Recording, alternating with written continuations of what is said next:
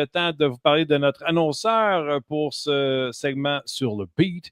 Et bien sûr, on parle de la famille Duceppe et de Bioactif. Ben oui, la même famille qui produit les Flexoflex. Là où ça fait mal, je vous dirais que présentement, madame est malade à la maison. Donc, elle fonctionne non seulement au Bronchosil, le sirop pour quand on est malade, mais également les Phytobec. Donc, tout y revole parce qu'elle ne file pas, mais pas en tout. Et votre serviteur va toucher du bois. Il est tellement désagréable que même la maladie ne colle pas dessus. Fait que pour l'instant, on touche du bois, mais toujours pas malade. Pensez à la famille Duceppe et à Bioactif pour vos soins. Si vous avez des petits bobos, ben le Flexoflex, je pense que ça a fait ses preuves au courant des années. Puis ça me permet toujours de dire la même chose parce que c'est le fun à dire. Flexoflex, là où ça fait mal. Bon rétablissement à July. Oui, on va arriver avec quelque chose là-dessus. Oh oui. Vous pouvez encore écrire Ben 15. Vous allez avoir un 15 %. Mais la famille Duceppe étant la famille Duceppe, on travaille sur autre chose présentement. Mais comme je vous l'ai dit l'autre fois, Martin 15, c'est lait en terre. Pour vrai, c'est pas sexe. C'est pas genre on a des rabais. C'est genre, on dirait qu'il y a gangrène. Fait que Ben 15 fonctionne encore, mais on travaille sur quelque chose pour vraiment vous faire profiter des produits de la famille Duceppe chez Bioactif. Eric Engels, salut, comment ça va? Ça va très bien, les gars. Quelle journée cette signature. Écoute, quand on a pris la décision d'être en onde à l'Action de grâce, j'ai dit, garde, c'est notre première année, regardons, je sais que ça va être moins occupé. Puis le Canadien Elaine Hudson décide de nous faire ce cadeau-là. Quel coup de chance, mon ami. Quel coup de chance. Elaine Hudson, et c'est toi qui m'as appris plus tôt sur tes médias sociaux que Elaine Hudson a refusé pas plus d'argent d'une autre équipe. Il ne peut pas parler avec une autre équipe. Il aurait refusé plus d'argent possible qui était offert par le Canadien de Montréal. Oui, il y avait 72 millions de dollars sur la table pour Elaine Hudson, mais il a choisi la structure du contrat avec beaucoup de bonnets là-dedans. Si tu regardes les autres gars qui ont signé, regardez Luke Hughes, regardez Jackson Lacombe à Anaheim, qui n'est pas un direct comparable parce que c'est un gars qui était plus proche de l'arbitrage, d'avoir l'opportunité d'être un joueur sans un unrestricted free agent, comme tu m'as corrigé la semaine dernière. Regarde, c'est comme eux autres, ils n'ont pas eu des bonnets. Mais Lane a eu 55 millions en bonnets. Puis, en effet, a pris le deal pour la structurer d'une façon que le Canadien pourrait gérer leur masse salariale d'une meilleure façon, d'avoir un numéro qui est en dessous 9. Et en effet, Martin, de côté, ils ont eu quelque chose qu'ils veulent. Ils veulent l'opportunité de bâtir une équipe qui peut compétitionner pour le Coupe Stanley d'année après année. Puis Lane Hudson, en faisant ce qu'il a fait, leur donne une meilleure chance. Puis eux autres ont donné la sécurité à Lane Hudson de 8 ans, un contrat avec beaucoup de bonnets pour lui dire, garde, toi, tu nous fais un petit favor, on va le faire le même pour toi, puis ensemble, on va aller chercher une équipe qui peut gagner. C'est plus que ça, selon moi, Eric. Tu me diras ce que tu en penses. Mm-hmm. En gardant le chiffre, même si c'est au-dessus de Suzuki, mais en gardant le chiffre le plus bas possible, c'est-à-dire un seul million au-dessus de Nick Suzuki, pas 2, 3 et 4, un seul million au-dessus de Nick Suzuki, ça permet aux Canadiens de caper son plafond. Parce que Demidov, il faudrait qu'il gagne le Calder et qu'il fasse 80 points s'il voudrait demander plus que ce que Hudson vient de demander. Michael Age, tous les jeunes joueurs qui vont arriver, qui vont demander de l'argent, le Canadien vient de s'assurer pendant qu'on signe des 14 millions, des 12 millions et demi, de dire, nous, on va être encore capable de signer tous nos jeunes joueurs, sans exception qui s'en viennent, à moins de 9 millions. Dans le plafond salarial actuel, c'est outstanding. Oui, c'est outstanding, mais c'est aussi nécessaire parce que si tu veux chercher des autres gars qui va te donner l'opportunité d'accomplir ce que tu veux, c'est d'être un contender d'année après année, certain que tu vas payer plus cher sur le marché. Tu vois ce qui s'est passé avec Noah Dobson. Il a pris moins que 11 millions avec le Canadien, mais il a pris plus d'argent que le Canadien voulait lui donner s'il était un gars qu'ils ont élevé chez eux autres. Alors, pour aller en dehors de l'organisation, il faut déposer beaucoup plus d'argent. Puis le fait, ce qu'ils ont fait avec leurs jeunes joueurs, ça leur donne l'opportunité de le faire. Puis leurs jeunes joueurs vont le comprendre parce que ce que Kent Hughes va leur donner, c'est l'opportunité de gagner par embaucher des autres organisations. Si tu penses à un gars comme Noah Dobson, il y a beaucoup d'autres joueurs dans les prochaines années qui vont être dans une situation similaire où l'équipe dont ils évoluent ne sont pas dans leur fenêtre pour gagner, puis ils ne vont pas payer toutes sortes d'argent pour leur garder sous contrat quand toute la levier est sur leur côté, de leur bord. Le Canadien peut prendre avantage de ça parce que leur structure salariale leur donne l'opportunité de le faire. Et ça, c'est énorme pour une équipe de gérants qui veut gagner et pour des joueurs jeunes qui ont fait des sacrifices pour que l'équipe peut être construite de cette façon. C'est vraiment quelque chose qui dit large sur Lane Hudson et la culture qui s'est établie pour le Canadien. Laisse-moi faire jouer Nick Suzuki plus tôt aujourd'hui qui parlait justement de cette mentalité chez le Canadien de Montréal. Yeah, I always love to see guys get paid and get what they're worth, and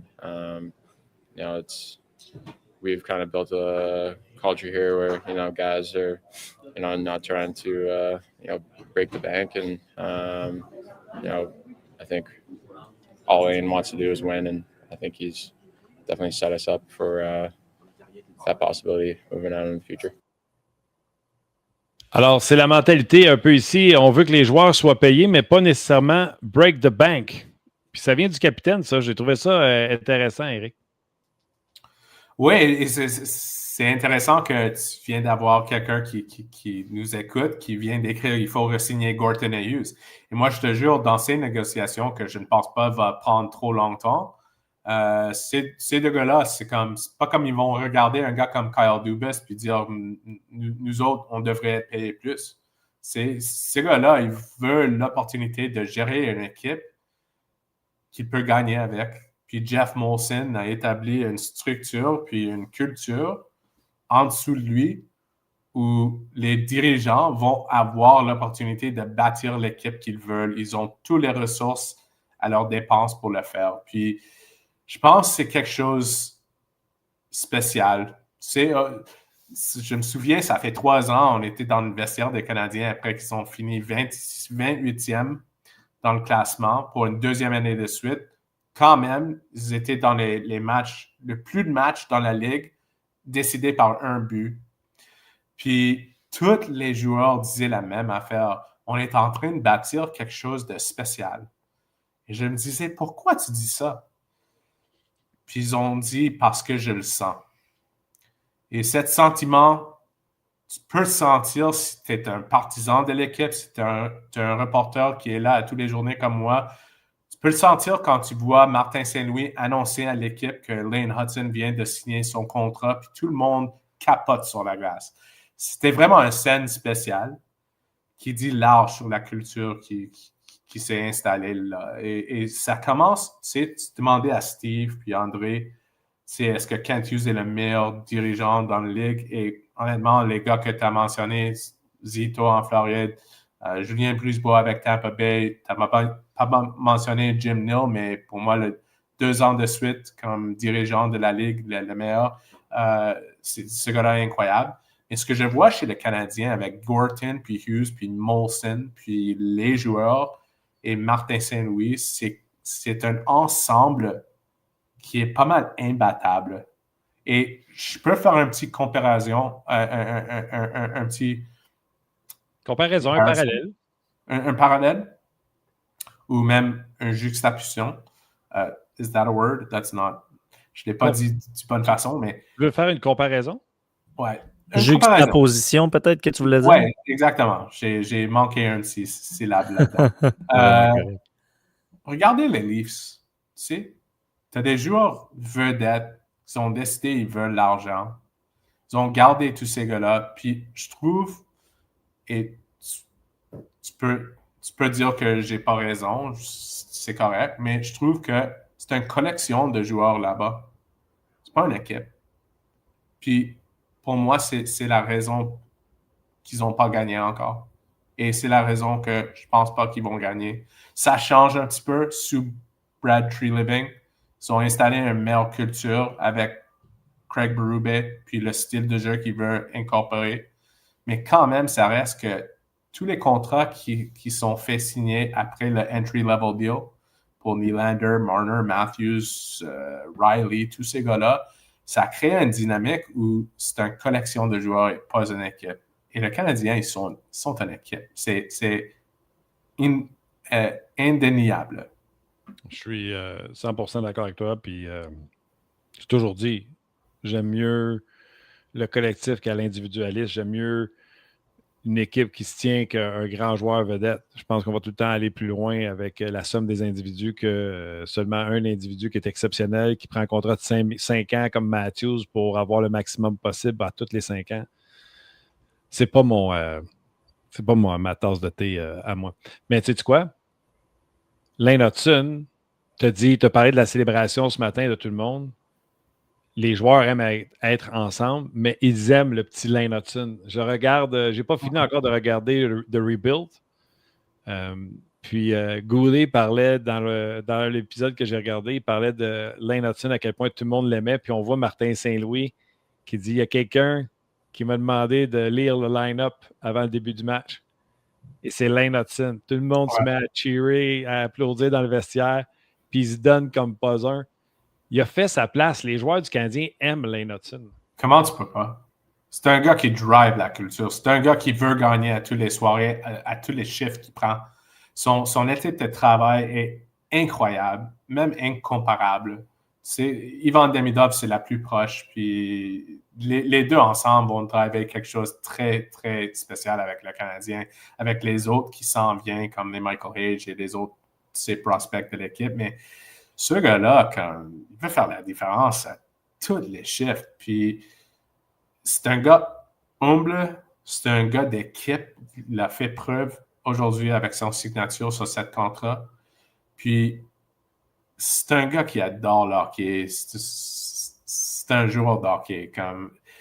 Je sais pourquoi les gars lui aiment, mais quand même, je pourrais dire ça de n'importe qui dans le vestiaire des Canadiens. C'est mon 18e an. C'est mon 18e année comme reporter sur le beat des Canadiens. Puis, je dis toujours, je ne suis pas là tout le temps. On a accès au vestiaire pour une quinzaine de minutes à tous les journées, mais je ne veux pas prétendre que je sais tout ce qui se passe en huis clos. Mais eux autres, je vois quelque chose qu'ils sont tellement unis, cette équipe, que j'ai jamais vu quelque chose de même dans mes 18 ans. Chapeau. Je te l'avais dit en début de saison, là, Martin Leclerc avait parlé de ça. Il pensait qu'il fallait retourner aux années 70 pour avoir vu une équipe qui se tenait comme ça. Il parlait même de plus loin que 93 pour la Coupe Stanley. En termes d'unité, ça ne veut pas dire que tu vas gagner. Puis le contraire ne veut pas dire que tu ne gagneras pas, mais c'est quand même quelque chose. Ça veut dire que Martin Leclerc est plus vieil que moi. Oui, ça veut dire ça aussi. Pensais-tu un moment donné que Zachary Bolduc aurait un début de saison avec 4 points en 3 matchs, 3 buts qui auraient pu être 4 buts à quelque part? T'attendais-tu à un début de match, début de saison aussi fort? Non, mais j'adore le style de jeu et ce que je vois, c'est que ça dit beaucoup sur le collectif des Canadiens et ça dit beaucoup sur Zachary Bolduc. Ce gars-là, son style, c'est un perfect fit avec le Canadien. Il est tellement direct, puis il est très intelligent. Il y a une petite carte cachée de la patience, le poise. Tu vois ce qu'il fait dans son zone propre, dans la zone défensive, dans la zone offensive. Il n'est pas en train de rusher ses décisions, tu sais, comme il est très, très patient avec la rondelle, mais il est aussi tellement direct. Le jeu physique est là. Pour un gars qui mesure juste 6 pieds, puis pèse genre 187 livres, quelque chose comme ça. Il joue comme un gars de 6'4", 220. Comme ça, c'est important. Le Canadien l'avait besoin, mais quand je vois son succès tout de suite, et je vois le succès de Dobson tout de suite, et le succès dans une différente regard de Kapanen puis Demidov qui ne sont pas avec l'équipe, ça fait trop longtemps, ça dit beaucoup sur le jeu collectif que Martin Saint-Louis parle toujours. Tu sais, comme il y a quelque chose qui se passe avec le Canadien, il joue en équipe. Il joue bien en équipe. C'est pour ça qu'ils sont 2-1 après avoir joué back-to-back, 3-4 et tous les matchs où tu es en train d'ouvrir tous les buildings de Toronto, Détroit, Chicago. L'émotion est forte sur l'autre bord. C'était une bonne semaine pour le Canadien, puis ça serait important de le suivre avec 4 bons matchs au Centre Bell. Je te demande ça avant de te laisser. C'était pas dans nos sujets. On aurait pu parler de Goulet, on aurait pu parler d'avantage numérique, mais on va se reprendre cette semaine. Ouais, pas de problème. Je demande ça pour un ami, là. Mais mettons qu'on posait une question dans un choc de génération. Mettons qu'on posait une question du genre, à la fin de son règne, Kent Hughes sera le meilleur DG de l'histoire du Canadien? Absolutely or not yet? Il y a un gars nommé Sam Pollock qui était pas mal bon. Si Kent Hughes a plusieurs coupes Stanley à lever dans cette époque de la Ligue nationale de hockey, on peut revisiter le question.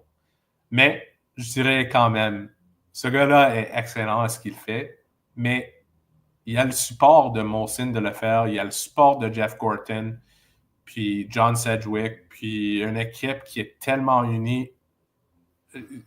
La façon dont ils sont unis sur la glace, ils sont aussi unis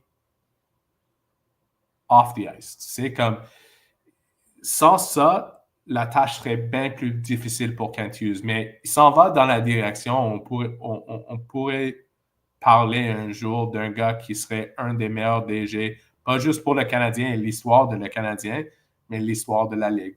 Si ça s'en vient dans cette direction, il se donne la chance d'être dans cette discussion. OK. Juste ça de même, là, d'un coup, qu'on aurait un débat là-dessus dans les prochaines minutes. Eric, très content de t'avoir.